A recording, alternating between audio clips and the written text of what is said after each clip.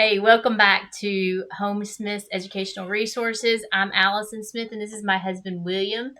And we are homeschool mentors who will help you as you are parents looking to homeschool, gain confidence, narrow choices, and also build that support community. We're hoping we'll come alongside you and help you build that support community online.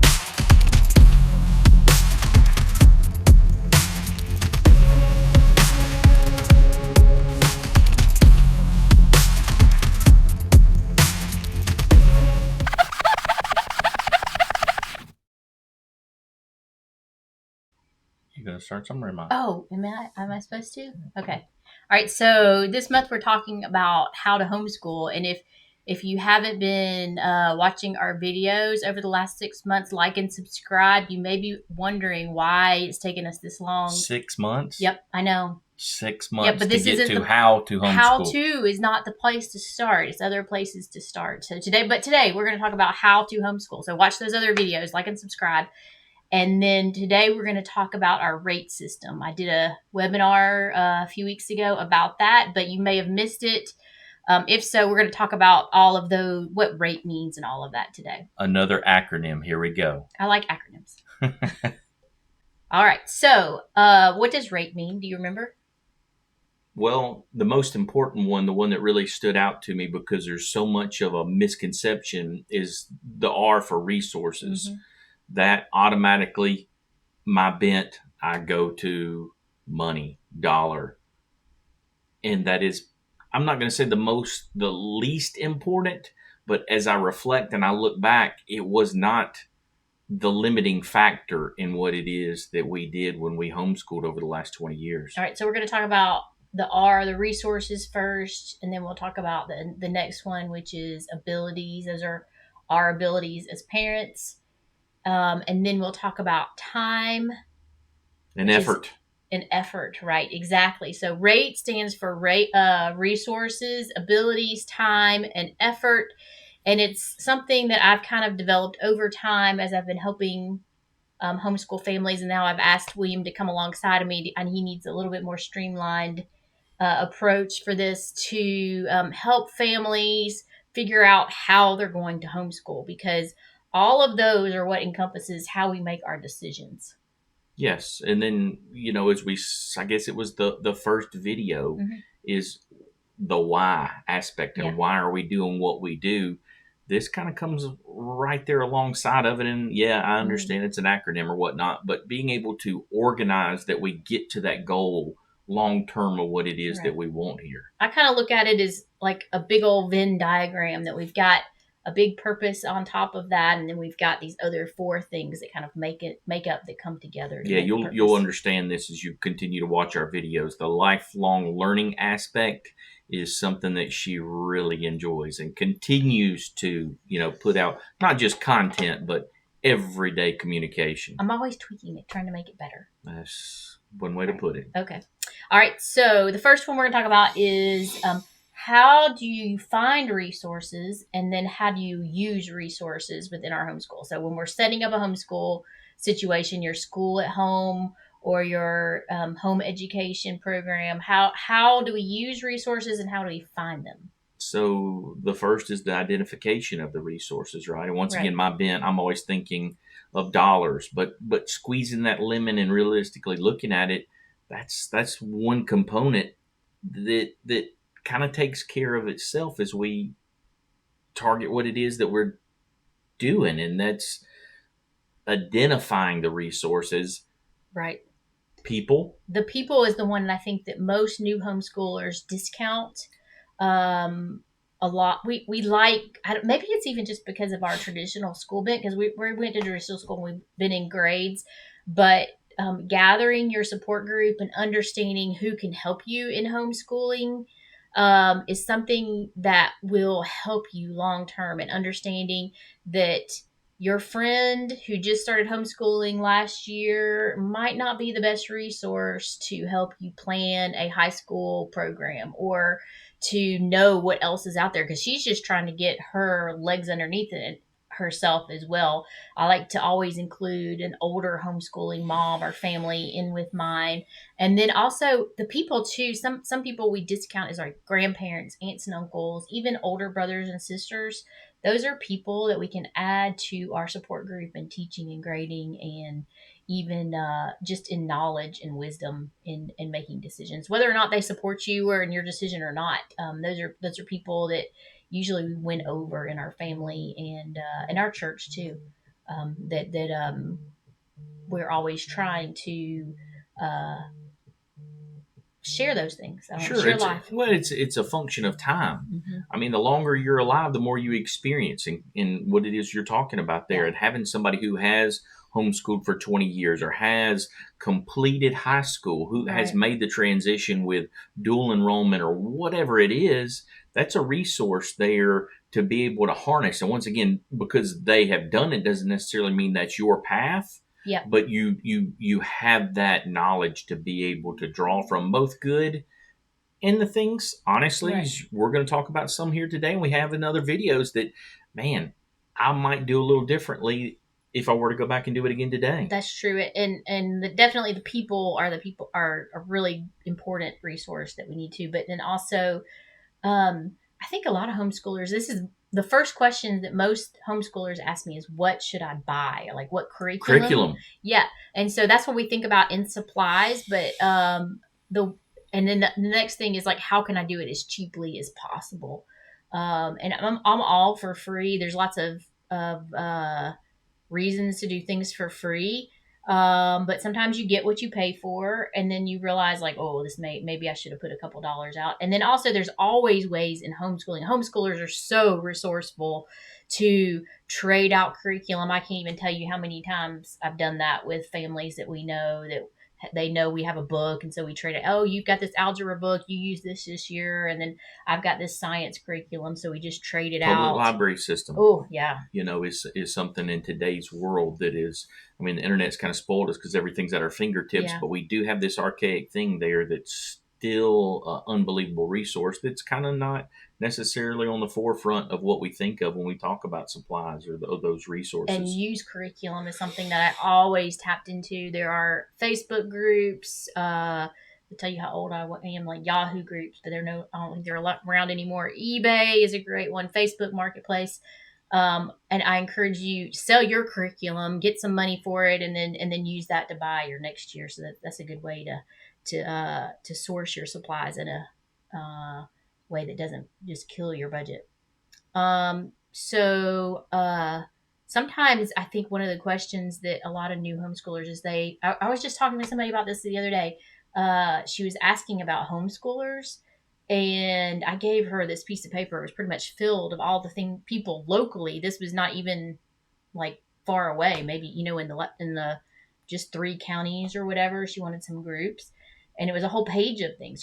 She said, I had no idea this much was going on. And so I find that the people that are homeschooling, if you meet homeschoolers, especially locally, they'll know what's going on locally with co-ops and those type things. But for the most part, we see a lot of them are online. So if you just maybe even just Google like co-op or homeschool in your area, homeschool and support groups, those type things. Because that's another thing that I've seen since COVID is that a lot of the new homeschoolers are jumping right into co-ops and hybrid programs and those type things.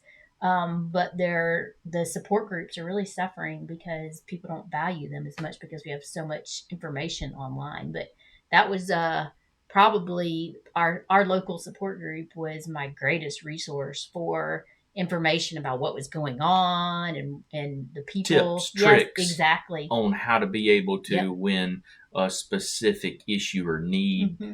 arose, then you had that reservoir there to be able to pull from Yep. somebody who's experienced something before. And it was personal. It was something they knew me. We would get to know each other at PE or actually in person doing things, and our kids got to know each other. So it was more casual too than just going online and asking a question from a random stranger.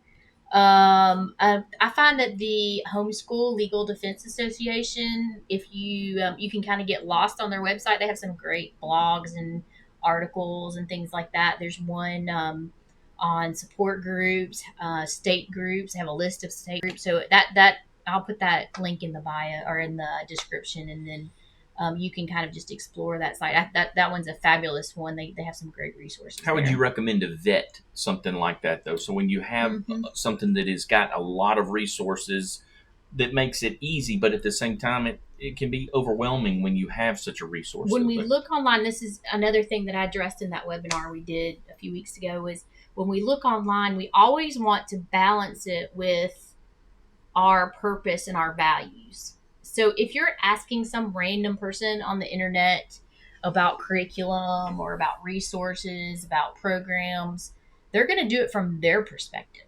This is the one that's best for me, or this is the one that I like best. So you don't really know what their value system or their purpose is.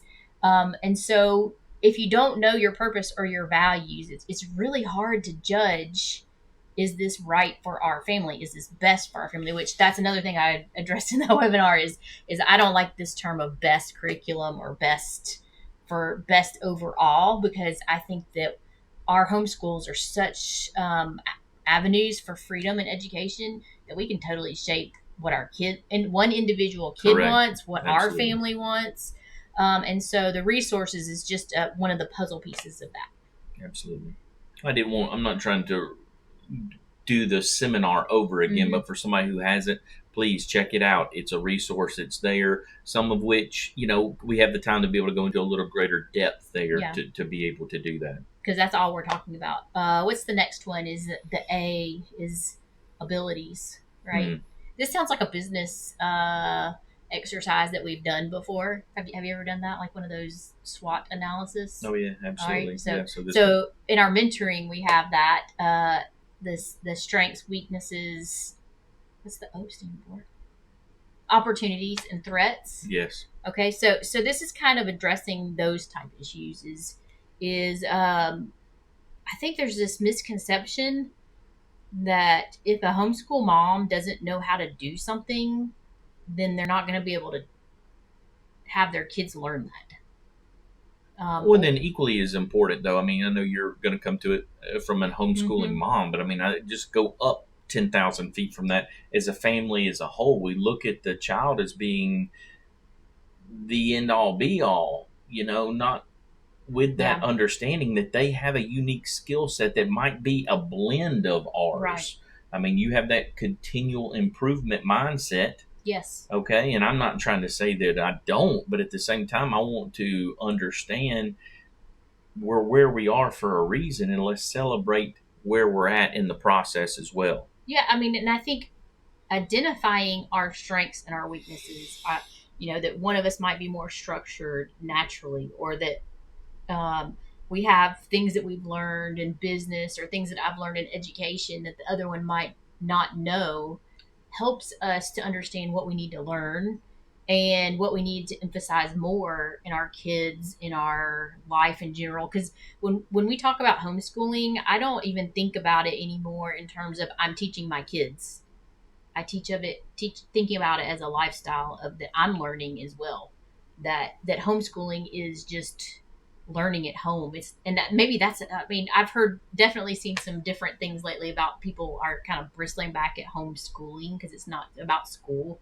It's maybe we just call it learning at home. So we're learning about our strengths and weaknesses. We understand our kids' strengths and weaknesses, and we just address those as we go. And what a celebration, specifically the phase of Mm-hmm. life that we're in, where we can see not only our strengths and our weaknesses, but now our children, as they are starting their own Yeah. households, we're seeing that manifest itself in their careers, in the coming Yeah. together of two young people. Uh, you know, something that I was thinking back about when we kind of outlined today's episode was that so many times we emphasize the academic part of it, and that's one of the criticisms of homeschooling is that we have all these skills. I'm not a professional math teacher, but I still taught math, or I still found resources that could help me teach math, and it's really a misnomer to think that you have to be an expert at the academic part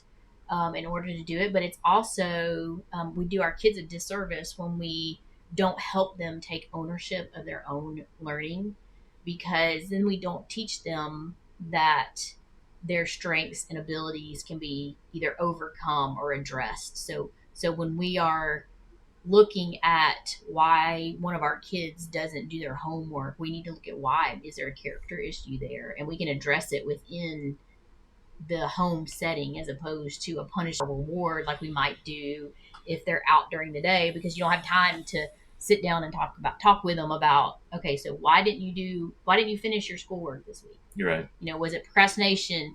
Was it overcommitment? Was it, we can address the whole issue of that in character as well as the academic part of it. The academic part is just one little tiny part of it. Well, and that kind of speaks to it, and we'll reference this several times, but that compartmentalization of that particular strength or weakness. And it's not. It's, hey, some of it is they are us and they emulate what it is that they see us do. And so, I mean, coming back to that, we're analyzing here or assessing what is it that I do, what is it that you do? How do we come together to accomplish that end goal? The big picture goal, right? Right. And knowing how we best learn. Tailoring our kids' education Wow. is something that seems so foreign, but yet is so essential to help our kids understand, hey, I need those flashcards.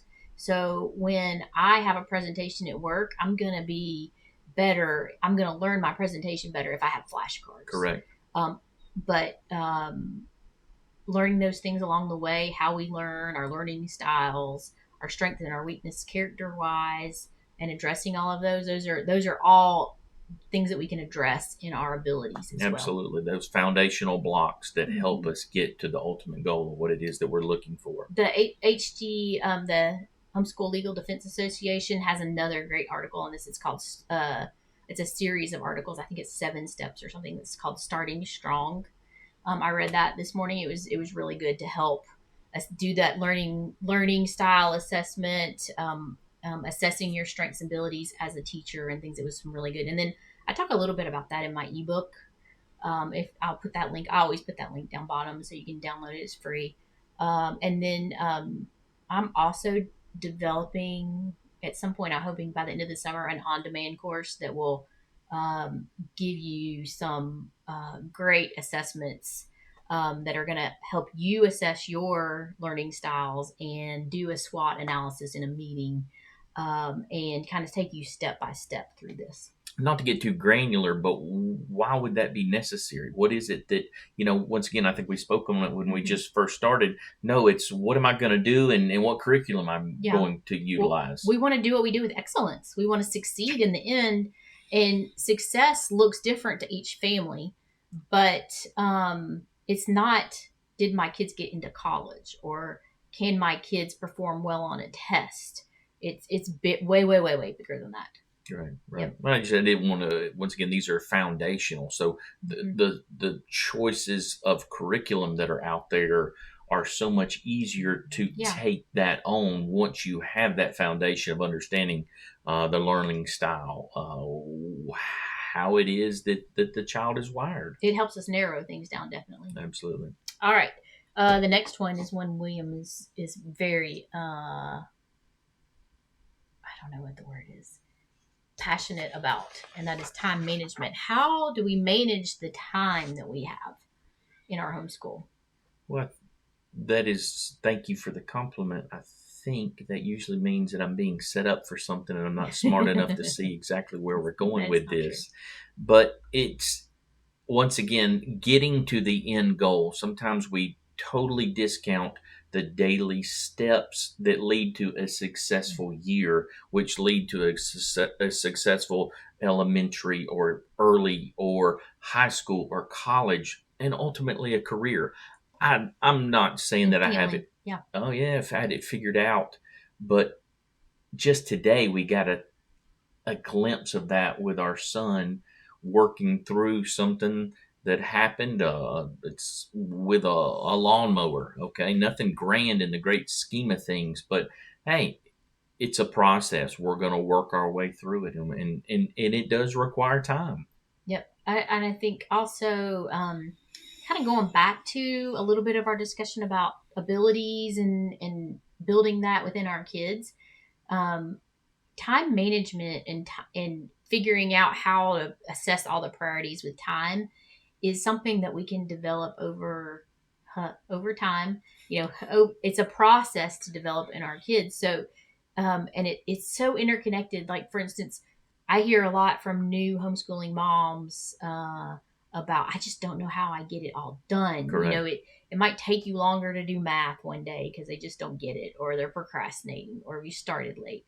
And my house is always a mess. And I'll just tell you that most of us who have had two parent working households, you have to realize that we're not home for a majority part of the day. So we're not here to mess up the house and to get it dirty and things. And so when we are homeschooling, we are at the house all day long. And we do have more sets of clothes because sometimes you'll go outside and play, and then you need to go somewhere to the grocery store, or you need to go to an appointment or whatever. And then you're going to dirty up more dishes because you eat lunch at home, and they want us to make 3 hot meals a day, but that doesn't always happen. And Paper so plates work too, okay? paper And I take plates, the yes, trash and out. chores So too. But then you grow to realize, like, hey, we can work together and we can save mom time or dad time by, hey, you know what? The boys at a certain age can cut the grass, so the dad doesn't have to do that, and they can do that during the day, right? Or a fourth grader, my daughter started doing her own laundry in fourth grade. Now, did she fold it up to my level of satisfaction? No, but I just learned, don't open the sock drawer, don't open the underwear drawer, because she's saving me time in folding up the laundry, doing the laundry. I have one that really enjoyed, for some reason, unloading the dishwasher. That was his job. He liked to do that. He did it every day at lunch. So we integrate this time management lessons. It's not an academic subject. It's not something that I had to sit down and um, figure out and teach them in a planned way. We just did it through life. yeah, and through each one of those as well is you're preparing them for that Yeah. independence Mm-hmm. to be able to manage their own household. Right. And sometimes you can even err on the other side where you're too militant with that schedule, Yeah. as we've kind of talked about. And then ultimately they know the schedule, but they don't know how to do it themselves. That's just what they had done, and there wasn't a method to it. Something that is funny now that they're gone. I don't have this as much, but as we were homeschooling, I had more of a routine than it was a set schedule. So, just by way of example, when they were younger, we did science together for several years. And so when we did science together, we did sort of a block schedule where we did it 2 days a week. We did history 2 days a week, and then we did science 2 days a week. So we would do it over a couple hours. So we're doing a lesson, listening to me reading, and then we do some experiments, and then there maybe would be some questions or something to answer. And so sometimes they really enjoyed the lessons, and so they wanted to continue. And what would it have taught them if I was so, the word you use, militant about my time, that basically the clock turned from 11 to 11:01, and I made them shut the book, clean everything up, and say, no, it's time for math. Right. It would have told them that learning happens in a box, that learning is only at a certain time, and ultimately probably would have squashed their enjoyment for learning because they just wanted to go off onto a tangent. And I let them sometimes because they were learning, right? They were exploring, and that was more of the goal than getting a lesson done. And then also communicating, hey, if we do extra time on this experiment, that it may create, we have to work a little later this afternoon, or we may have to double up. And so once again, the time is fixed. There's only so much of it, and there are consequences. Yeah. If you stay gone all weekend and you come in on Monday and you're tired, you still have to get up, or you still have to do the schoolwork even though we were tired. Exactly. Right. Another thing too is that I always scheduled in buffer times. We discount rest, and sometimes we overcommit. We get overburdened by procrastination or just surprises or whatever. And so when I was scheduling out my year, I usually scheduled in 2 weeks every semester. It seems like a long time. Like 2 weeks seems like a long time.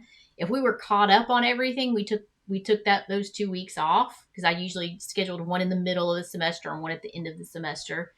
And if we were sort of behind, of where I wanted to be, what my goal was, then maybe we do only math that week, and then we'd have a little bit of a break. But planning breaks in your time, and understanding and some rest, and then understanding planning yourself a little buffer always helped a lot for when I homeschooled, how to make it better, because it made us not just irritated and angry. And then I knew that I usually had those weeks to have a little bit of catch up or have a little bit of a more relaxed time, so that we weren't just always just hammering, get the lesson done, get the lesson done, get the lesson done. Well, and then I mean, we continue to do that even now, and then having that opportunity, Mm-hmm. or that around a Christmas, that we always Mm-hmm. took some time there Right. to be able to have that, to be able to come together as a family to adjust Yeah. if something was, admit it. We need to tweak this or that, or we understand in the spring there's more extracurricular. It's going to Yeah. be, it's light later in the day, Yeah. Like our family learned we didn't take a spring break because it was better for our family just to push through and finish with that extra week before Memorial Day and baseball tournaments started and all the other stuff, summer activities started, than to take a spring break and then not finish where we wanted to. Well, I guess so. If I was so instrumental here on the time component, Mm-hmm. then I need to make sure and I afford you the opportunity with the effort, Okay. the motivation. Motivation. So I'll just admit that not everybody's as gung ho about learning, about putting out the effort to understand what it takes to produce a excellent products or excellent kids in homeschooling. And I don't say that in terms of like getting into college again or anything like that, but just doing a good job. Some people just want to remove themselves from a not great situation, or they're trying to correct something. And so they really don't want to put any effort or a lot of effort into it. And I would never discount that family that has that. But I will say that I think 100% of the families that I have known who have homeschooled maybe over 10 years or so long term, have little bit by little bit by little bit embraced something totally different than whatever our traditional school models have. That they have embraced, even if they're using school at home curriculum, they give themselves freedom, and that the effort, it almost just gets to be where it's effortless. And so it I want to encourage you as you're starting that it's easy to hang on to what we know, and it takes a lot of effort in the beginning to change, to do something different than what society has, than what you've experienced before. Um, but in the end, that effort in the beginning really enables freedom and liberty and an understanding of an appreciation of that as you progress, as you're doing this long term.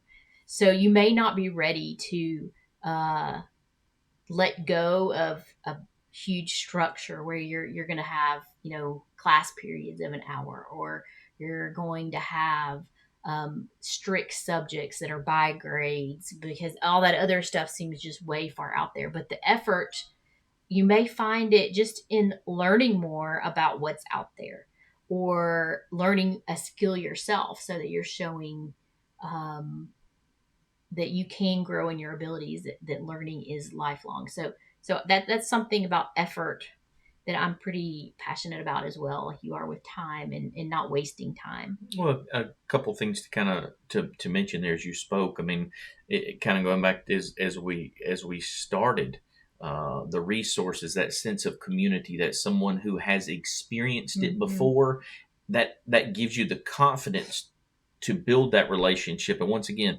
just because we did something doesn't mean it's right for your family, but you have that experience to be able to dwell upon Right. that gives you the confidence to try something maybe a little bit different out of, to make that adjustment or whatnot.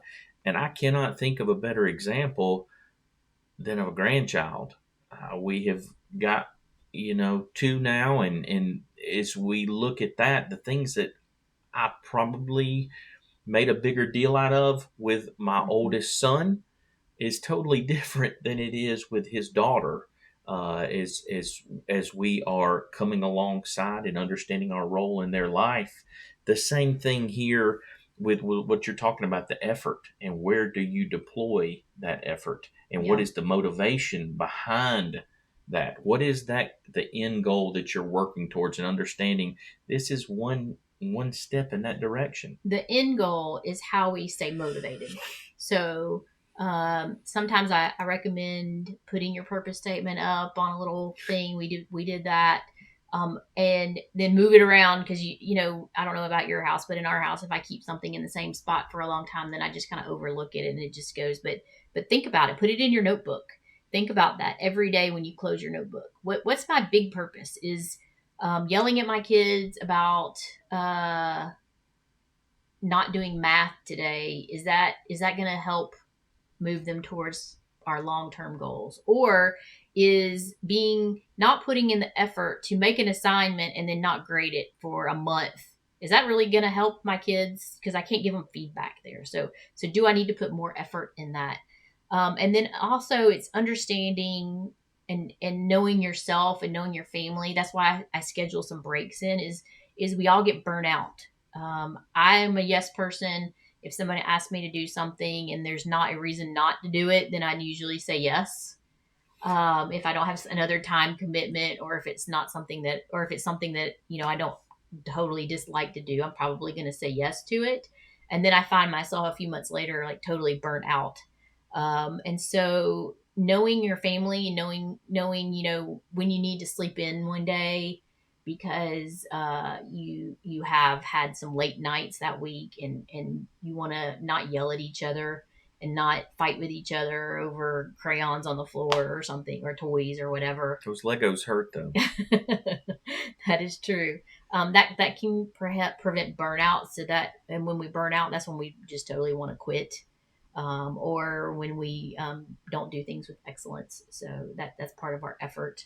And then I find that routine and setting goals, um, both the long term goal of our purpose, and then within the year, I will set goals, all different types of goals, but academic ones I'll set by month, by semester, by week. So you are planning things, and then you kind of tweak it as you go along. It's not a what is that? What's that statement? It's not a ruler, it's a string, or I don't know, I can't remember what the saying is, but it's not so rigid that if you don't meet the goals then you're a failure. It's something that is you're working towards something, not as opposed to getting a grade, or it's not a pass fail But type also at the same situation. time, acknowledging a milestone and then celebrating that, Mm-hmm. taking the time to Yeah. acknowledge it and to celebrate that is so vitally important, Yeah. because there are going to be stretches where it requires more effort in a particular subject with a particular child. Mm-hmm. And then on the opposite side, there's going to be things that just come naturally and easy. Yeah. And so therefore, not once again harping on something, but praising and understanding. I continue to go. It's all inclusive. It's not Yeah. just separate um, separate items that are out there. Yeah, so I've separated this rate system mainly because it's easy for you and easy for the people that we mentor to understand and to break down a process that's more like a windy road than it is just a straight path. But the truth is that when we homeschool, all of these things, your resources, your abilities, your time, and your effort are all intermingled. And I went back to the beginning about kind of like a Venn diagram. If you don't know what that is, I'm sorry, but I see it more like we're building a salad and we're going to put it all together, and you toss the salad up before you eat it, before it's done. But each individual part comes in, and you can taste those parts, and you just dress it up at the end. Um, and that's kind of what we're thinking about how to homeschool best is um, combining all of those things and realizing that when we're most efficient and we have the best results in homeschooling when we intermingle all of those parts. Absolutely, absolutely. Well, it's that it's a tool to help organize the thoughts and allowing it not to just become not chaos, but organized chaos, if you will. And that's what this is for me. I know the acronym, sometimes I can get tripped up over it, but it's an organization of what is that end goal and how do I take a daily, a monthly, a yearly step towards that, and understanding sometimes it's left or it's right. It's not necessarily a step forward, but being able to have something to come back to be able to then pause, reassess, and take that next step. So let's go back to the question that we asked in the beginning. So when someone asks you, or would ask you, like, how do I homeschool? What would be that answer to that question? Do you have Allison's number? All right, I guess we're done then.